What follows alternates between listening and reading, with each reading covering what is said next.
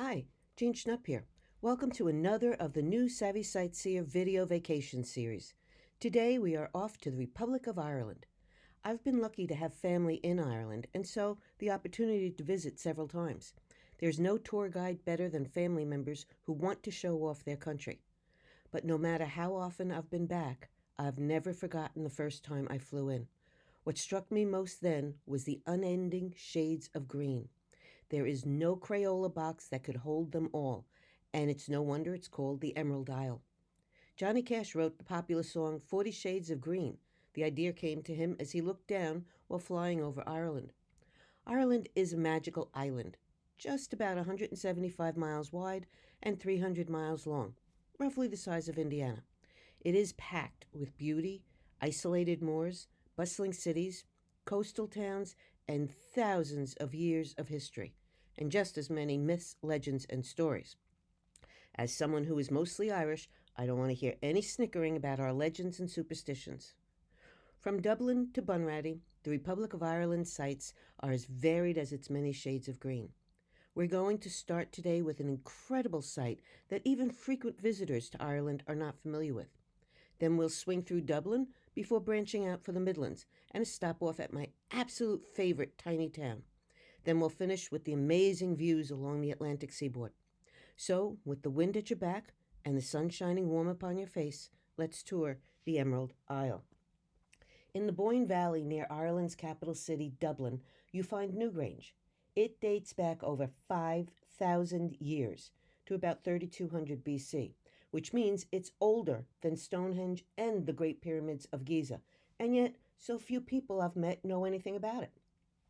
Newgrange is a large circular burial mound, about 250 feet across and 40 feet high, and covers a little more than an acre.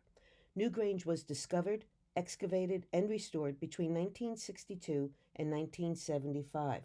Fans of the Celtic Woman might recognize the name as the title of one of their songs. Newgrange is considered the finest example in all Western Europe of a tomb known as a passage grave.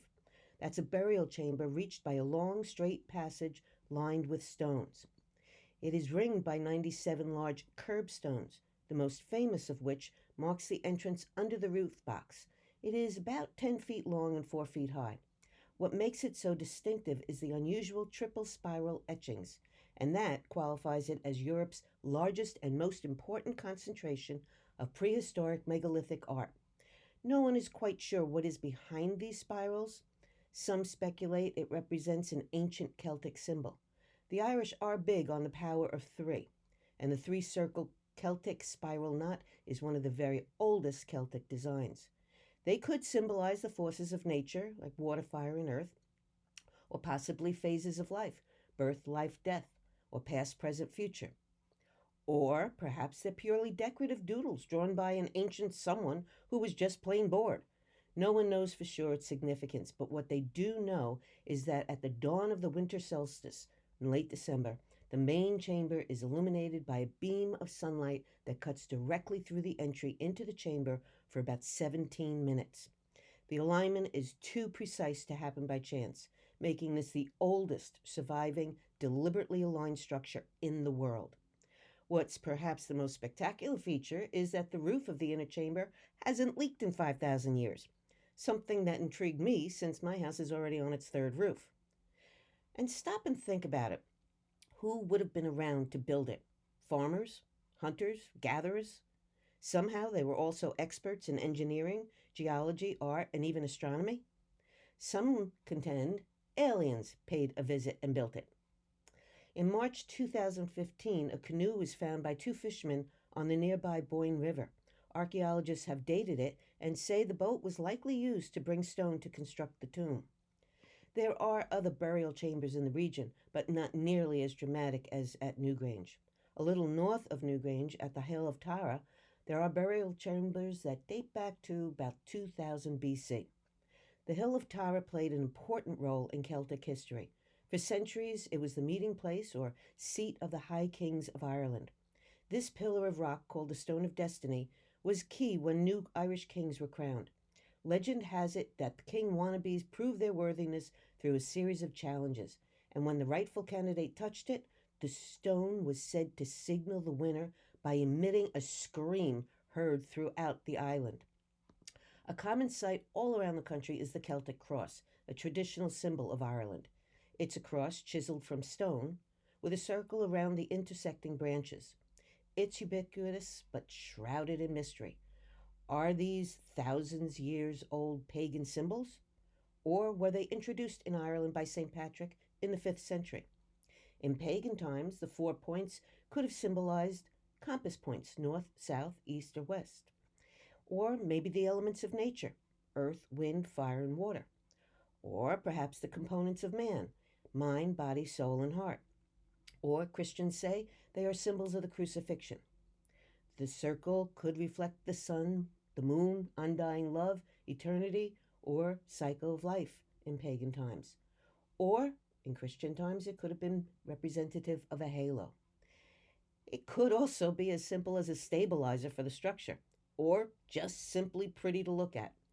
Likely it's emerged between pagan sun icons and Christian cross symbols. It is generally believed that these were originally laid flat on the ground, and later on, Christians turned them upright to mark where a priest would be preaching. Some have elaborate designs or decorations embedded, others are plain. One thing that struck me going around the cities was how colorful the house fronts are and how impeccably neat they are. Turns out this was not by accident. The brightly colored houses across Ireland date back only to 1958. Before that, most Irish houses were plain stone or whitewashed.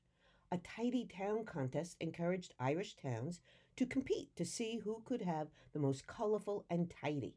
And today, the bright colors are the norm. The rivalry became an annual event. In 2019, a record number entered, and 918 towns and villages throughout the country competed. Glasgow, near the border with North Ireland, was announced the overall winner, while Blackrock in County Louth took the prize of Ireland's tidiest small town. You can't go to Ireland and not experience an Irish pub. Dublin has the highest number of bars in the Republic. The best place I found there that defines an Irish pub is the Merry Ploughboy. Here you can try the beer and local dishes and learn about traditions and enjoy the songs and dances. The Merry Ploughboy has repeatedly been named the best traditional dinner/entertainment event in Ireland. For about 30 years, the band has owned and managed the traditional pub, the first and only band to do so. See some of the action for yourself.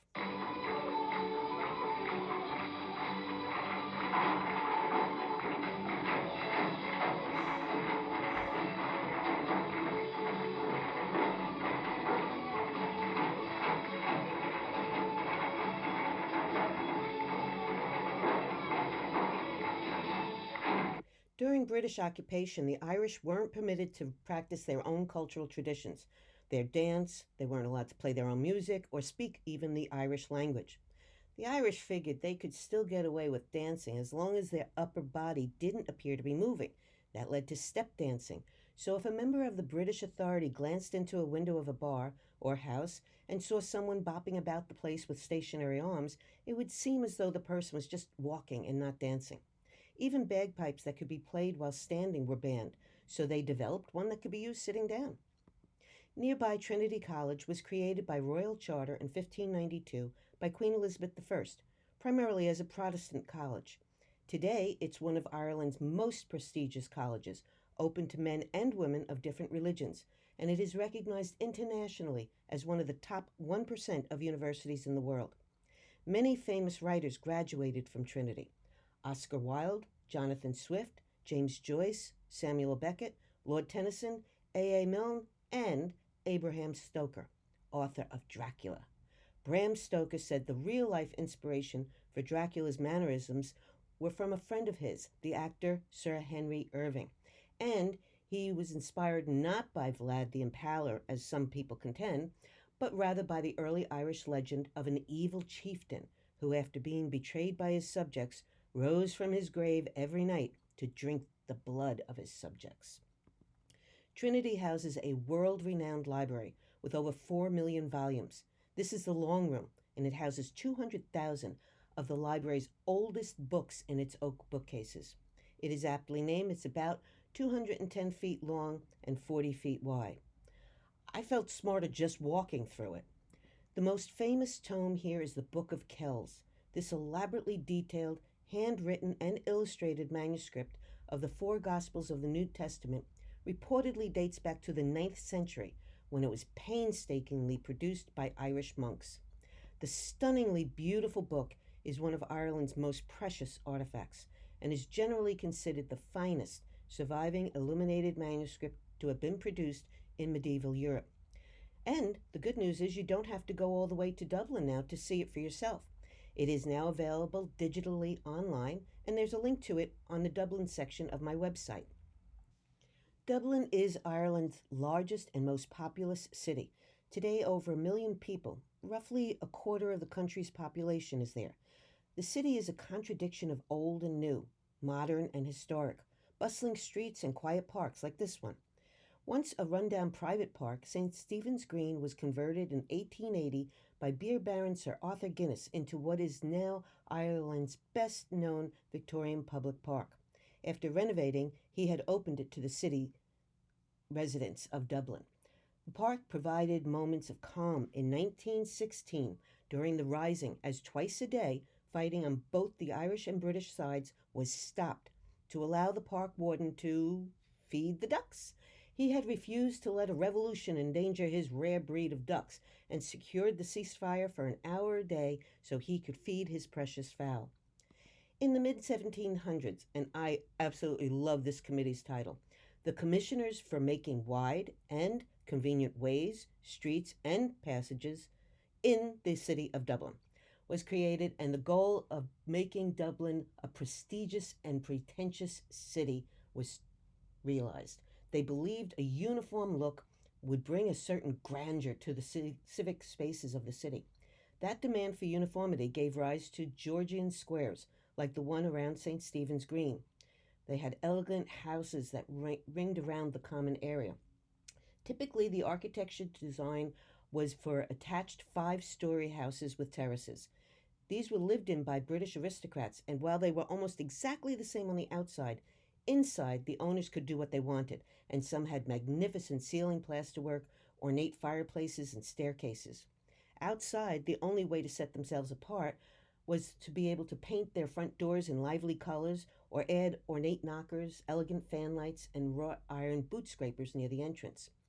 Drawn by the colorful entryways in 1970, an American photographer took pictures of them to make a collage for himself.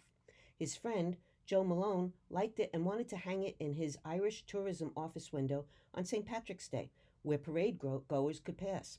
The Irish Tourism Board saw commercial potential there and commissioned the posters, which did entice tourists and became an award-winning poster. In the years after gaining self-rule in 1922, an independent Ireland had little sympathy for Georgian Dublin, seeing it as a symbol of British rule, and so over half the Georgian buildings on St. Stephen's Green have been lost. Many were demolished in the 1950s and 60s. The best concentration of remaining homes are around Fitzwilliam and Purnell Squares. When looking at a map and seeing that Ireland is at roughly the same latitude as Newfoundland, some people are confused by the vast difference in their climates. Winters in Ireland are much milder and fueled by warm ocean currents from the tail end of what's known as the Gulf Stream. So the countryside is lush and dotted with farm and grazing lands. The temperate weather gives it magnificent growing seasons, which provides uniquely fertile grazing fields that produces rich cow's milk for a very tasty and creamy butter and cheese. Despite knowing about the Gulf Stream, I was still surprised to see palm trees in my ex-husband's cousin's yard. Cabbage palms are able to thrive in Ireland because of those warm ocean currents. Cousin Carol definitely has a green thumb, and her yard is typical of an Irish garden. They are low in maintenance and fuss, but big on color and diversity. My mother-in-law had a beautiful one in her yard in Nassau County here. I tried, but mine just turned out looking like a bunch of weeds. To see the best of Ireland's gardens, you have to visit Power's Court. Richard Wingfield, a 16th century English-born army officer, was rewarded for his success in crushing an Irish rebellion. He was given the title of Viscount and the roughly 40-acre Power's Court estate, along with its 14th century castle.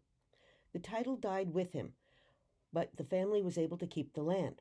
A descendant, coincidentally also a Richard, was re-awarded the title and set about to make his mark and assert his position as one of importance in society. He transformed the medieval castle into a grand 68-room mansion. He completed it in 1741. In 1961, the estate was sold by the ninth Viscount to Ralph Schlesinger, the head of the wealthy sporting goods family. Wendy, Ralph's daughter, later married the 10th Viscount, so the house and Viscount line are still connected.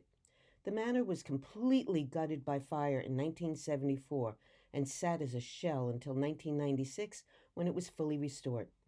Powis Court has been named one of the top 10 houses and mansions worldwide by the Lonely Planet Guide. Fortunately, the inside had been used before the fire for the Ryan O'Neal movie Barry Lyndon, which lets you actually see what it had looked like in all its glory. Today, it is largely used for offices and shops, and as a popular movie backdrop and catering venue. Powis Court has a stunning view of Sugarloaf and the Wicklow Mountains. The estate is still owned and run by the Schlesinger family and now totals about 47 acres, much of which are devoted to different types of gardens: formal walled gardens, shaded ponds, and this Italian-style garden, which is highly stylized but markedly functional. It has certain key elements: the patio, the flower beds that are bordered by hedges, superb sculptures like the winged horse at the end of the walk, and a pond or water element. The landscape here is a sprawl of careful design to showcase man's control of nature. The terraces from the house to the lake took about 12 years to build, with over 100 laborers. National Geographic has named Powis Court as the number 3 best garden in the world. It also has the longest herbaceous border walk in Ireland, with over 700 varieties of herbal and other perennials. My favorite type of garden on the estate is the Japanese garden. This is a place of subtlety, one of contradictions and imperatives. It is designed in a series of circles. The concept behind each of these circles is when working your way inwards, we discover our inner selves. Working outwards and upwards, we gain greater knowledge of the world around us. The pathway is symbolic of the journey through life, and even specific stones in the path may have meaning or purpose. A much wider stone set across the path tells you to put your feet there and stop and take a look at the view. A gap in the hedges gives you a glimpse beyond to the outer world. Raked gravel signifies water. There's also a real stream. The sight and sound of its inexorable flow are there to remind us of the relentless passage of time. A bridge often crosses the water, symbolic of moving from one world into another.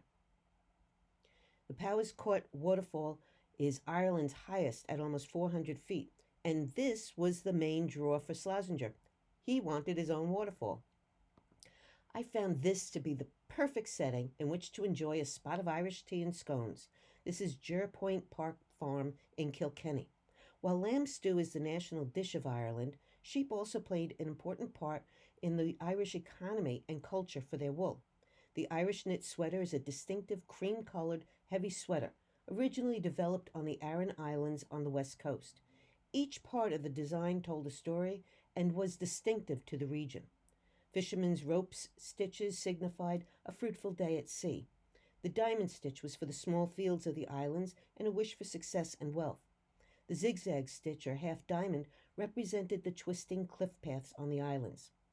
The Irish wool industry was at its peak in the 17th and 18th century, but there are some mills still around, such as Cushendale near Kilkenny, that our family operated and have been for over 200 years.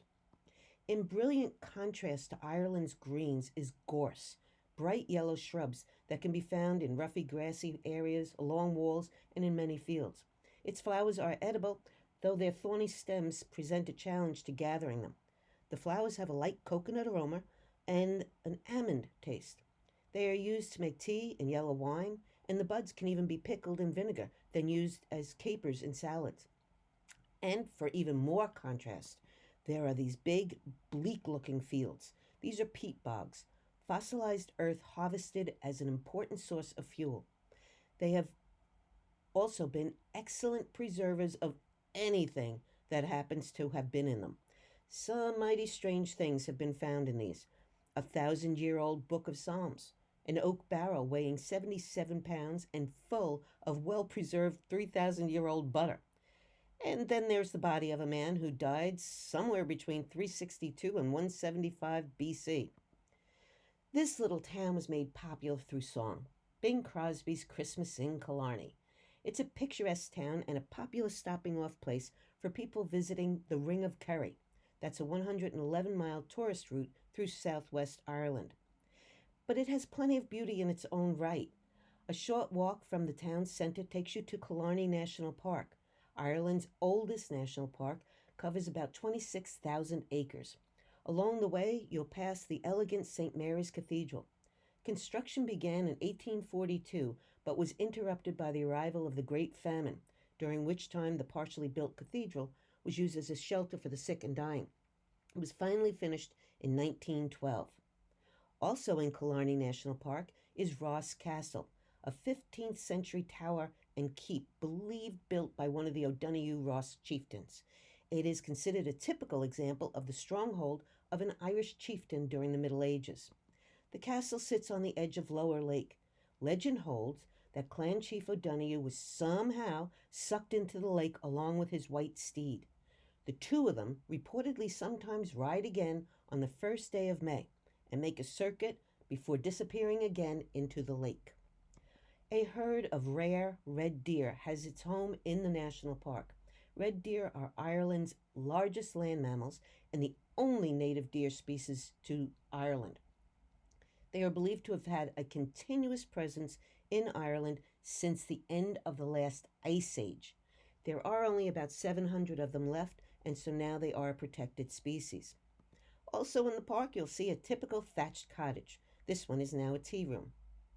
For an extensive taste of life in bygone eras, my favorite little town of Bunratty near Shannon Airport has that covered. The beautifully restored 15th century Bunratty Castle is billed as the most complete and authentic medieval fortress in Ireland. Inside, Bunratty Castle is beautifully appointed and the rooms fully restored. We have a fake medieval times restaurant, but they have the original experience of mingling with the lords and ladies of the day over a 4-course dinner in the castle's immense banquet hall, amid the lilting tunes of Irish medieval and traditional songs. Here, have a listen.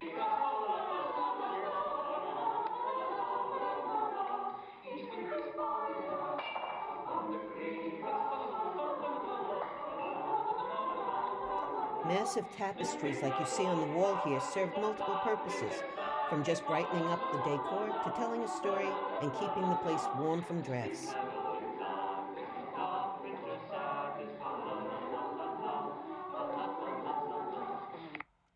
Adjacent to the castle is a recreated 19th century village like our old Bethpage, where life goes on much as it did 200 years ago with well-informed actors and historians.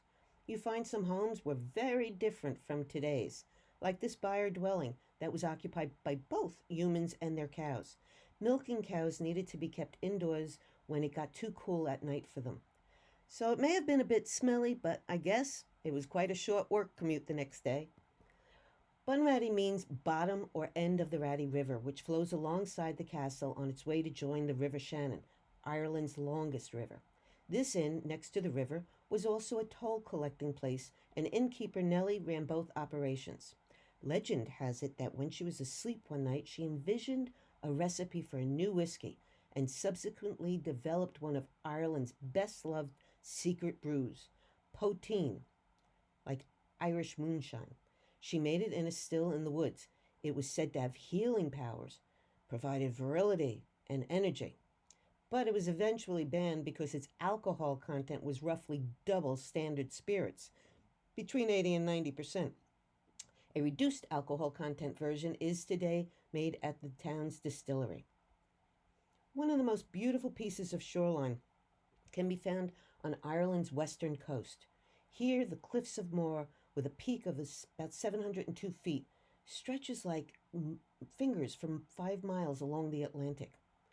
At the cliff's highest point is O'Brien's Tower. It was built in 1835 by Cornelius O'Brien, a descendant of one of the last High Kings of Ireland. He planned it as a viewing point and party place. But he didn't take some things into account, like the blasting storms off the Atlantic or the buffeting winds and that potential 700-foot drop for his partygoers. So he moved the parties inland to another castle. But O'Brien saw the tourism potential and opened the tower to attract Victorian visitors. His care and expense made the Cliffs of Moher accessible, safe, and attractive to visitors, and made him popular with his tenants, whom he kept working when little else was available before and especially during the famine. He was less popular, though, with the other landlords. Records indicate that he said that they should waive rent for their tenants and suggested they buy bread for their families to eat. The Cliffs are said to be featured in more films than some movie stars. Some you might recognize them in are Harry Potter and the Half-Blood Prince, Robin Hood, Prince of Thieves, Sense and Sensibility, and The Princess Bride. The Cliffs of Moher are consistently at the top of Ireland's most visited places, and I believe that's deservedly so. They are also a popular nesting place for about 30,000 pairs of birds. This spot in Ireland is popular with a creature less associated with the country. From the end of March until mid-July, Goat Island becomes home to the largest mainland colony in Ireland of the arguably cutest bird, the Atlantic puffin. This was designated a special protection area under the European Union Birds Directive in 1986. More recently, another inhabitant has come under protection by an EU directive. Leprechauns. The little people and their heritage are protected by a European Union directive enacted in 2011, thanks to a group of lobbyists from Carlingford, County Louth. A committee member remarked, "We are delighted in the knowledge that our little people will be protected from extinction and allowed to thrive on the mountains." And as you notice, it says, hunters and fortune seekers will be prosecuted. Just a little sideline, May 13th is National Leprechaun Day in Ireland. I like to end all of my programs with the words of Dr. Seuss that sometimes you don't appreciate the moment until it becomes a memory. I like to add to that to always remember to celebrate the moments and treasure the memories. To see more of Ireland or any of my European destinations, go to my website. If you have any questions about this program, email me or use the contact page on my website. When libraries are again offering programs, you can check my Programs tab to see where I'll be. Until then, visit the library site for more video vacations by Savvy Sightseer. Stay healthy, stay home. I'll leave you with an Irish blessing. May good and faithful friends be yours wherever you may roam.